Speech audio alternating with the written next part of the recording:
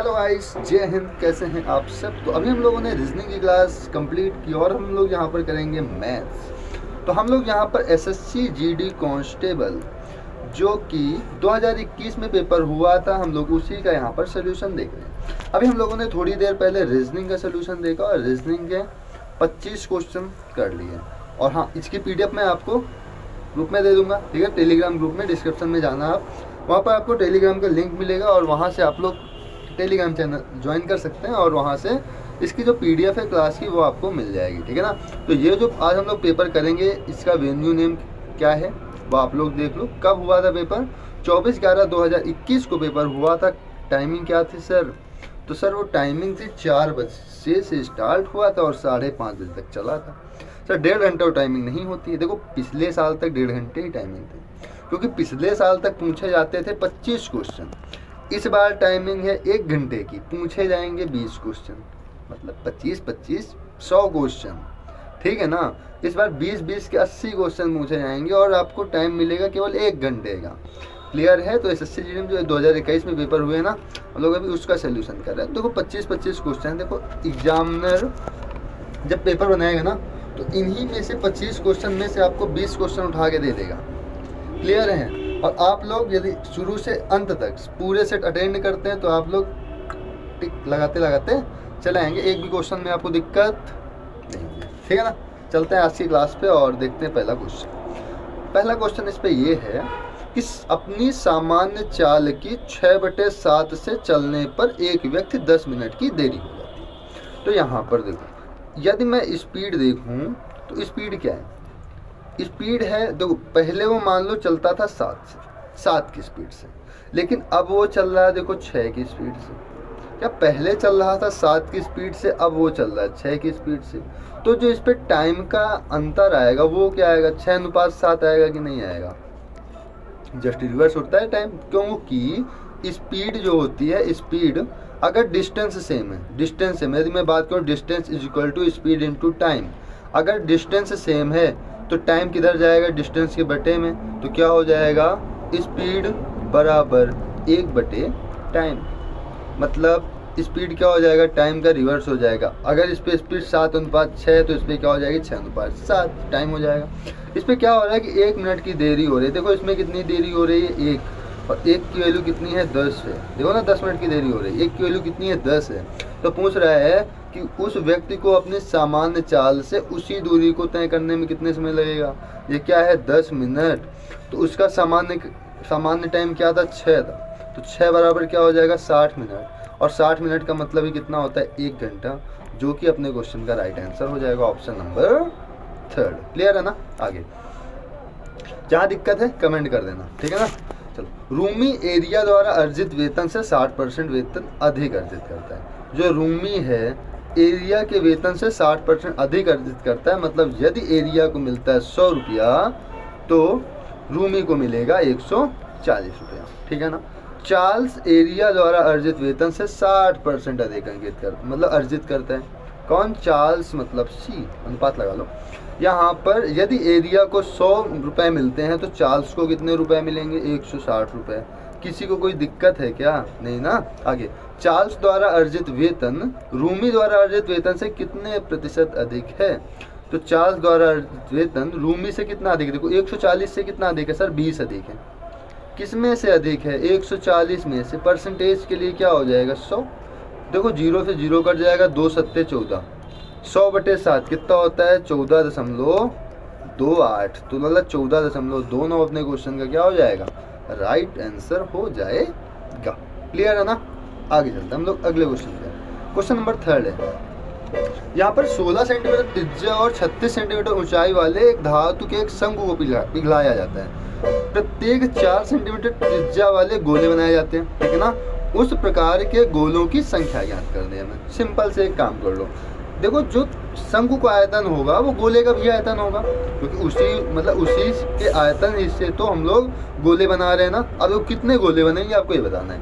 शंकु का आयतन कितना हो जाएगा? 1/3 पाई आर स्क्वायर एच, ये होता है शंकु का आयतन। गोले का आयतन कितना होता है? 4/3 पाई आर क्यूब, ठीक है ना। यहाँ पर रख दो 1/3 पाई का मान, देखो पाई से पाई कट जाएगा, 3 से 3 कट जाएगा, तो हम लोग क्या करते हैं कि ये वाला 3 नहीं लिखते हैं, ठीक है, ये वाला 3 हटा दो। तो यहाँ पर कट ही गया, पाई से पाई, 3 से 3। आर यहाँ पर कितना है, देखो यहाँ पर 16 है, गुणे 16, 16 का स्क्वायर 16 गुणे 16, एच कितना है 36 है। कितने गोले बनाए जाएंगे, तो कितने के लिए एक्स लगा दो यहाँ पर कितना है 4, त्रिज्या कितनी है 4 गुणे 4 गुणे 4, ये 4 हो गया, ये वाला 4 क्यूब तुमने 3 बार लिख लिया, इंटू में क्या हो गया एक्स। 4 चौक 16 से 16 कट गया, 4 चौक 16 से 16 कट गया। एक्स का मान देखो अपने कितना आ गया, एक्स का मान अपना आ गया यहाँ से 36। तो ये अपने क्वेश्चन का राइट आंसर हो जाएगा। आगे चलते हैं, अगला है, एक दुकानदार ने पतलून पर 25% की छूट की घोषणा कर दी कि कोई पतलून खरीदेगा तो मैं 25% की छूट दूंगा। क्लियर है ना। वह छूट उमेश दुकान में गया, वह छूट के रूप में 500 रुपये बचाना चाहता है, ठीक है ना। यदि प्रत्येक पतलून की कीमत 250 रुपये, कितनी 250 रुपये है, तो ऐसा करने के लिए उसे कितने पतलून खरीदने होंगे। अच्छा देखो, अगर 250 रुपये पतलून का मूल्य है, दुकानदार 25% की छूट दे रहे हैं, मतलब 250 के सामान पे दुकानदार 75% पर बेच रहा है कि नहीं। 250 के सामान को दुकानदार 75% पर बेच रहा है कि नहीं, बेच रहा है ना। तो देखो 0 से 0 कट गया, 5 दूनी 10, 5 पचे 25, इसको गुणा करो, 5 पचे 25 की 5 हासिल 2, 5 सत्ते 35, 36 37 बटे कितना आया 2, 2 से इसको कट कर लो, कितना है देखो, 2 एक अन्नम में 2, 2 अट्ठे 16, 15 बचेगा ना, 2 सत्ते 14, 1 15, कितना आएगा 18, मतलब 187.5, कितना आएगा 187.5, मतलब एक पतलून की कीमत कितनी है 187.5, ठीक है। मतलब ये कितना रुपया बचा लेगा एक पतलून खरीदेगा तो, ध्यान देना। वो 25% की छूट दे रहा है ना, मतलब पहले रेट था 250, लेकिन अब वो दुकानदार देखा 187.5 में, तो देखो कितने रुपए की छूट दे रहा है, सबसे पहले वो निकालो। तो यहाँ से आएगा 5 आ जाएगा, घटाओ इससे इसको, यहाँ से आएगा 9 से 7, यहाँ पर आ जाएगा 2, और यहाँ पर इसको घटाएंगे आएगा 62.5। अब ये क्या करता है, इसको 500 रुपये बचाने हैं, तो इसे कितने पतलून खरीदने होंगे, एक्स पतलून खरीदने होंगे, कब 500 रुपये बचाने के लिए। हमने एक्स का मान यहाँ रख दिया 500 बटे 625, ठीक है, यहाँ 0 लगा दो। देखो 25 25 आम में 625, 25 दूनी 50, कितना आ गया 200, और 25 अट्ठे कितना हो जाएगा 208। अपने क्वेश्चन का राइट आंसर हो जाएगा ऑप्शन नंबर फर्स्ट, ठीक है ना। आगे अगला क्वेश्चन की बात करें तो हम लोग यहाँ पर है, 20 पुरुष किसी काम को 48 दिन में, देखो 20 पुरुष हैं 48 दिन में ख़त्म करते हैं, बराबर 40 पुरुष कितने दिन में ख़त्म करेंगे, 40 इंटू एक्स। देखो 20 51 में 20, 20 दूनी 40, 2 से कटेगा 24, ठीक है, तो 24 दिन में ख़त्म कर लेंगे, ऑप्शन नंबर 4 से यहाँ पर राइट हो जाएगा, ठीक है। आगे अगला क्वेश्चन है यहाँ पर कि 92 किलोमीटर प्रति घंटा की चाल से चल रही 180 मीटर लंबी ट्रेन उसी दिशा में 74 की स्पीड से चल रही एक समान ट्रेन को दूसरी ट्रेन 60 सेकंड में पार कर देती है, ठीक है ना। अब देखो 92 की स्पीड से चल रही चाल 180 मीटर लंबी एक ट्रेन चल रही, 180 मीटर लंबी ट्रेन है, ठीक है। मान लो ये एक ट्रेन है, इधर की ओर जा रही है 74 की स्पीड से, एक ट्रेन ये है, इधर की ओर जा रही है 92 की स्पीड से, ठीक है। कितने की स्पीड है, 92 की स्पीड से। अब ये ट्रेन इसको पार कर देती है, तो इसके स्पीड का डिफरेंस कितना है, तो इसके सर स्पीड का डिफरेंस आ रहा है 12 से 4 जाएगा 8 आएगा, और यहाँ से 8 से 18 किलोमीटर प्रति घंटा, कितने की 18 किलोमीटर प्रति घंटा। यहाँ पर देखो ट्रेन की दूरी लंबाई कितनी दे रखी है 180 मीटर, और यहाँ पर सेकंड में, हमें आंसर भी मीटर में ही पूछ रहा है, तो इसको हम लोग ये है किलोमीटर प्रति घंटा में, हमें तो मीटर प्रति सेकंड में बनाएंगे तो 5 बटे 18 करेंगे, 18 से 18 कट जाएगा, कितना आएगा 5 मीटर प्रति सेकंड, ठीक है। तो पूछ रहा है कि दूसरे ट्रेन की लंबाई कितनी होगी। देखो क्या करना है, चाल बराबर दूरी बटे समय होता है, दूरी क्या है 180, अगर ये ट्रेन जा रही, ये ट्रेन इसको पार करेगी, मतलब पहले तो इसकी लंबाई पार करेगी, फिर जब ये आगे निकल जाएगी तो ये अपनी लंबाई पार करेगी ना, तो इसके हम लोग क्या करेंगे प्लस एक्स कर देंगे, मतलब दूसरी ट्रेन की लंबाई, बटे में कितना है 5, बराबर में कितना हो जाएगा 60, तो एक्स का वैल्यू कितना होगा 5 6 का 30, 300, और इधर प्लस में इधर जाएगा माइनस 180, 300 से 180 घटा लो भाई, कितना आएगा 120, जो कि अपने आप क्वेश्चन का राइट आंसर हो जाएगा। क्लियर है ना। आगे चलते हैं और अपना अगला क्वेश्चन देखते हैं, क्वेश्चन नंबर 8 की यहाँ बात करते हैं। एक विशाल स्कूल ऑडिटोरियम में यदि शिक्षक प्रत्येक पंक्ति में 16 विद्यार्थी खड़े करते हैं तो 14 विद्यार्थी बच जाते हैं। यदि वे प्रत्येक पंक्ति में 24 विद्यार्थी खड़ा करता है तो 22 विद्यार्थी बच जाते हैं। यदि वे 25 पंक्ति में 25 विद्यार्थी को रखता है तो 23 विद्यार्थी बच जाते हैं। यदि वे प्रत्येक पंक्ति में 30 विद्यार्थी को रखता है तो 28 विद्यार्थी बच जाएंगे। स्कूल में उपस्थित विद्यार्थियों की न्यूनतम संख्या क्या है? ठीक है, एक बेहतरीन क्वेश्चन, अगर इसको समझ गया तो फिर आ गया। कैसे? जैसे हम 16 विद्यार्थी रखते हैं एक पंक्ति में तो टोटल कितना बच जाता है? 14। यदि मैं टोटल विद्यार्थियों को x मानूँ और 16 विद्यार्थी रखूँ तो हमारे पास जो शेषफल कितना बचता है? 14 बच्चे शेषफल बच जाते हैं। यदि मैं यहाँ पर 24 विद्यार्थी रखता हूँ x में तो प्रत्येक में 22 बच जाते हैं। यदि मैं 25 विद्यार्थी रखता हूँ तो 23 विद्यार्थी बच जाते हैं। मतलब 25 से यदि मैं भाग दूँ किसी में तो कितना बच जाता है? वहाँ पर 23 बच जाता है। और यदि मैं 30 विद्यार्थी रखता हूँ तो हमारे पास 28 विद्यार्थी बच जाते हैं। तो यहाँ पर आप लोग एक चीज़ देखो, मैं जितने की पंक्ति बना रहा हूँ उससे 2 बच्चे कम बचते हैं।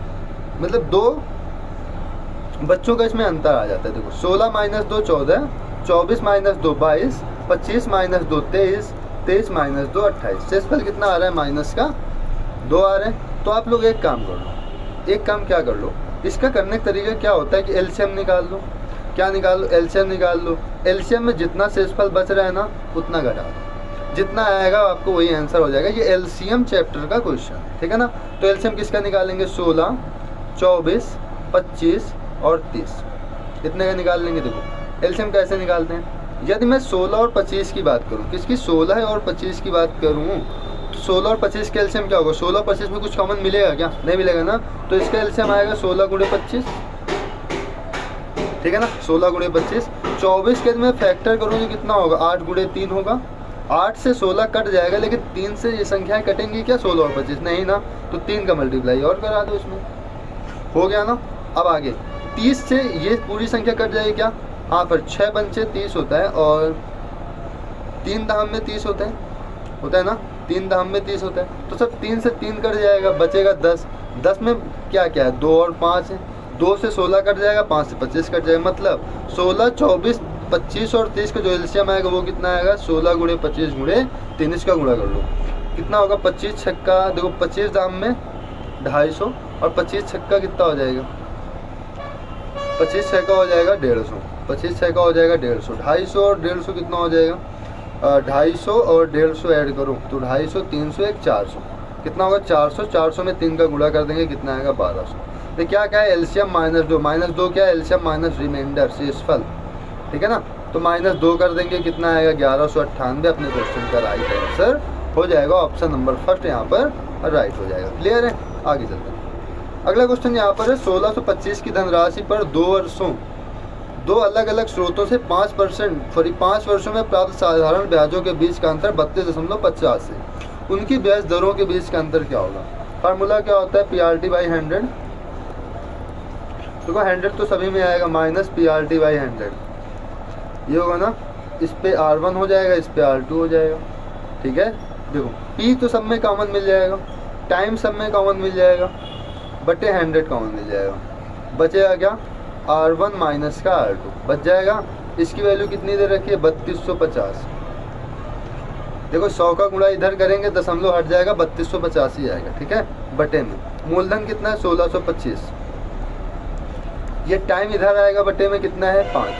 तो 1625 दूनी 3250 और 2/5 का मतलब 0.4। तो 0.4% अपने क्वेश्चन का राइट आंसर हो जाएगा ऑप्शन नंबर। क्लियर है? आगे यहाँ पर है कि एक वस्तु के अंकित मूल्य पर 30% की छूट देने के बाद इसे 455 में बेचा गया। तो 30% की छूट दिया, मतलब वस्तु 70 में बिकी। कितने में बिकी है? 70 में बिकी है। 70 की वैल्यू कितनी हो जाएगी? 455। तो वस्तु का अंकित मूल्य कितना है? अंकित मूल्य कितना होता है भाई? 100%। और 7 की वैल्यू 0 कट कर लो। 7 की वैल्यू 755, तो डिवाइड करो इसको। 7 छंग 42 और 7 पन्ना 35, कितना आ गया? 65। तो 10 की वैल्यू 650। ऑप्शन नंबर फर्स्ट यहाँ पर क्या हो जाएगा? राइट हो जाएगा। अगले क्वेश्चन की हमने यहाँ पर बात करें, यहाँ पर यदि एक त्रिभुज की भुजाएं 8 सेंटीमीटर और 12 सेंटीमीटर हैं तो त्रिभुज का क्षेत्रफल क्या होगा? ठीक है। त्रिभुज का क्षेत्रफल क्या होगा? जब त्रिभुज की भुजाएं दी हों तो फार्मूला होता है एस माइनस ए, एस माइनस बी और एस माइनस सी और इसका अंडर रूट। अब ये सर एस क्या है? एस क्या है? एस होता है परिमाप, त्रिभुज का परिमाप क्या होता है? 2s। 2s बराबर क्या होता है? a plus B plus C by 2, A plus B plus C होता है, ठीक है। 2s बराबर क्या होता है? a प्लस बी प्लस सी। अब सर ए बी सी क्या है? तो a है पहली भुजा, b है दूसरी भुजा और c है तीसरी भुजा। अब देखो यहाँ s की वैल्यू निकालनी है, मतलब आधा परिमाप हमें निकालना है। तो s की वैल्यू के लिए क्या होगा? a प्लस बी प्लस सी बटे 2। तो a कितना है? 8, b कितना है? 8, c कितना है? 12। 8 8 16 और 12 कितना हो जाएगा? 8 8 16 2 18 10 28 बटे 2। 28 बटे 2 कितना आ गया? 14। तो s का मान कितना आ गया? देखो 14 है आ गया। यहाँ s माइनस a, तो 14 से 8 घटाओ कितना आएगा? 8 6 14। यहाँ भी 14 से 8 घटाओगे, यहाँ पर आएगा 6। अगर यहाँ पर हम 14 से 12 घटाएं तो कितना आएगा? 2 आएगा। अब इसको बाहर कर लो, यहाँ से 6 बाहर निकल आएगा और यहाँ से 2 और यहाँ से भी 2 बाहर निकल आएगा। तो अंदर बचेगा क्या? Under root 7। कितना आ जाएगा? 6 दूनी 12 रूट 7। अपने क्वेश्चन का राइट आंसर ऑप्शन नंबर यहाँ पर सेकंड मिल जाएगा आपको, ठीक है ना। आगे क्वेश्चन नंबर 12 की बात करें तो यहाँ पर बॉडमास रूल का क्वेश्चन है। चलो सबसे पहले हम लोग यहाँ पर डिवाइड सॉल्व करेंगे। यहाँ पर डिवाइड है तो 2 दूनी, सॉरी सबसे पहले ऑफ सॉल्व करेंगे। क्या? ऑफ सॉल्व करेंगे। देखो 2 दूनी 4, 4 का डिवाइड 4 में करेंगे कितना आएगा? 1 आ जाएगा। क्लियर है। 3 का गुणा 27, 3 का भाग 27 में देंगे कितना आएगा? 9 आएगा। 9 का गुणा 4 में करेंगे कितना हो जाएगा? 36 हो जाएगा।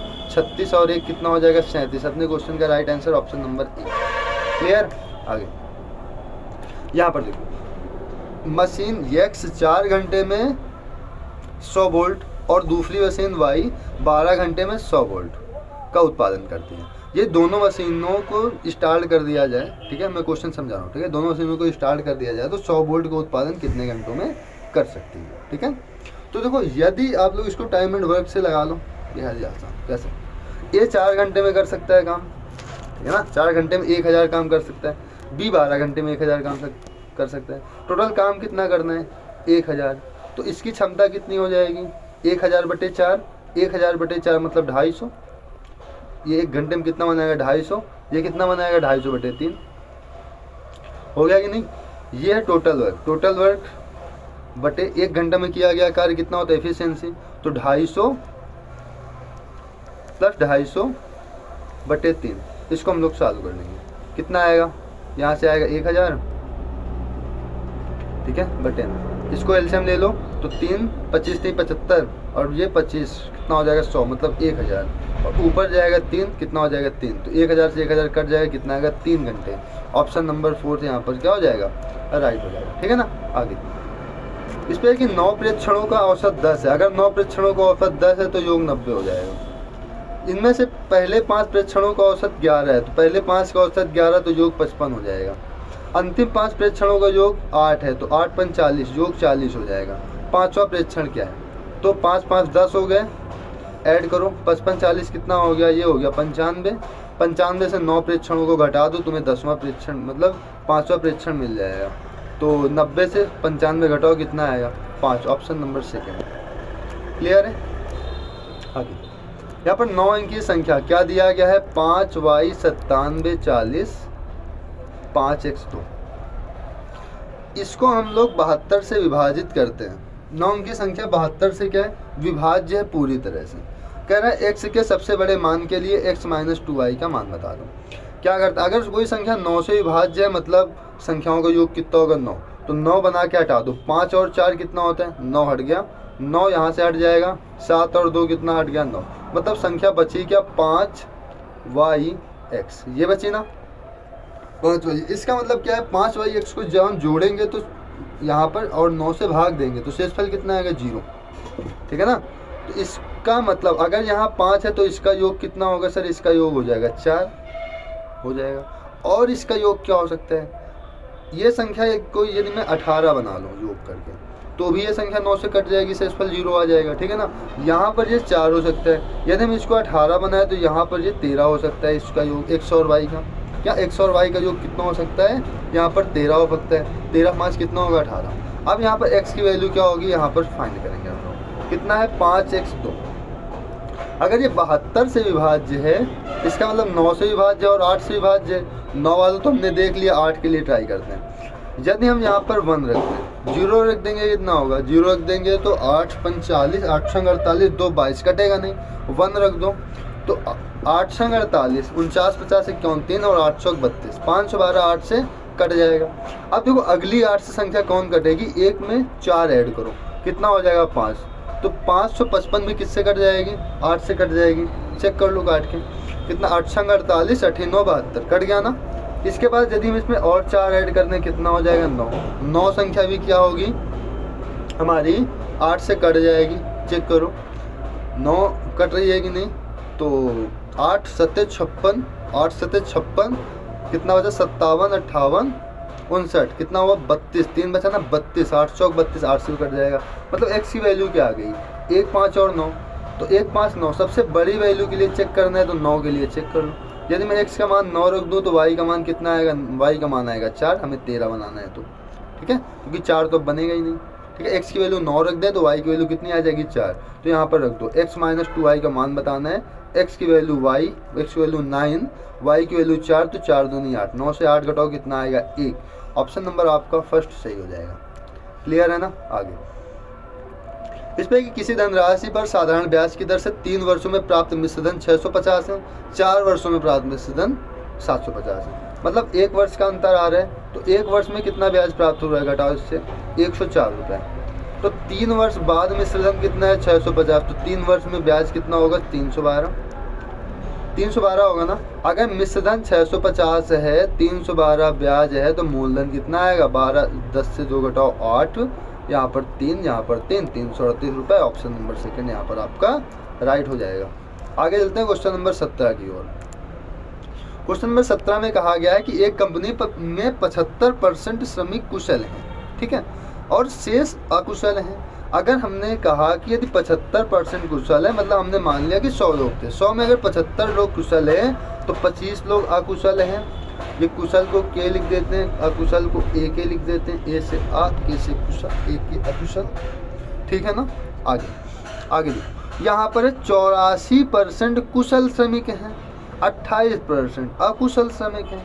यदि इनकी जो संख्या है 150 है, अस्थाई वालों की जो संख्या है वो 150 है, 84 कुशल हैं और ये कुशल वाले स्थाई हैं, तो ये वाले कितने होंगे अकुशल वाले। अगर 84 कुशल है तो वो बचे 16, तो 75 का 16% क्या हो जाएंगे अकुशल हो जाएंगे।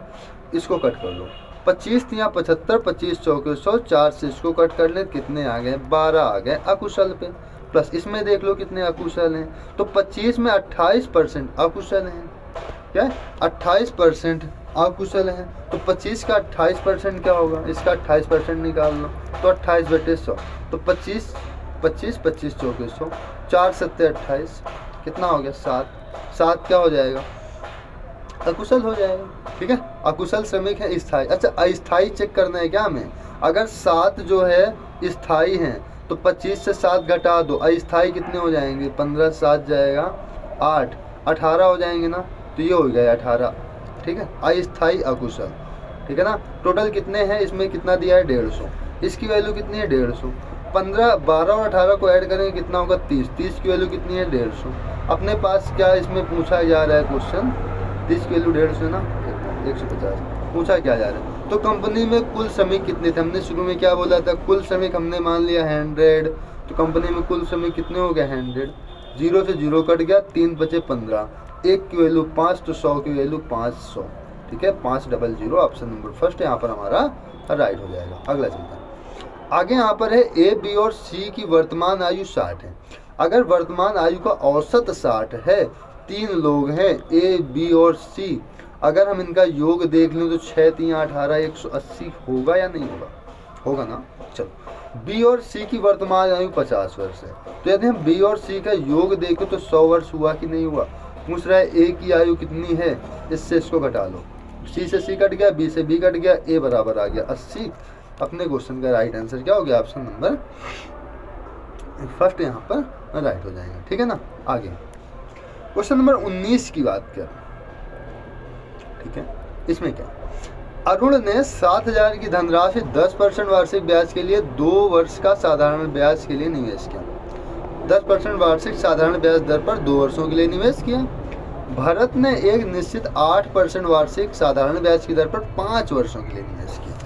यदि अरुण को प्राप्त मिश्र धन भरत को प्राप्त मिश्र धन के बराबर है तो भरत द्वारा निवेशित धनराशि कितनी। अच्छा देखो, 7200 की धनराशि निवेश करता है, 10% 2 वर्षों के लिए, तो 2 वर्षों में 20% मिलेगा कि नहीं ब्याज, 20% ब्याज मिल जाएगा हमें, ठीक है ना। कितना मिलेगा ब्याज, ब्याज हमें मिलेगा 20%।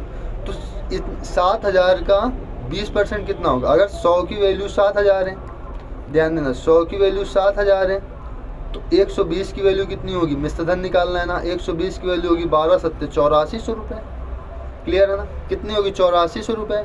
अब यहाँ पर दिया गया है कि निश्चित राशि कितने 8% वार्षिक ब्याज की दर से 5 वर्षों के लिए निवेश की। अरुण को प्राप्त मिश्र धन भरत को प्राप्त मिश्र धन के बराबर है। अब देखो, भरत को मिश्र धन कितना प्राप्त हो रहा है, 8400, इतना ही अरुण को प्राप्त हो रहा है। इसका मतलब इसने कितने वर्षों के लिए रखा है, 8% 5 वर्षों के लिए, तो इसका ब्याज कितना होगा, 8 पंचे 40, कितना, अगर 100 मूलधन था 40 ब्याज हो गया, तो मिश्र धन कितना हो गया 140, तो 140 की वैल्यू कितनी हो गई 8400।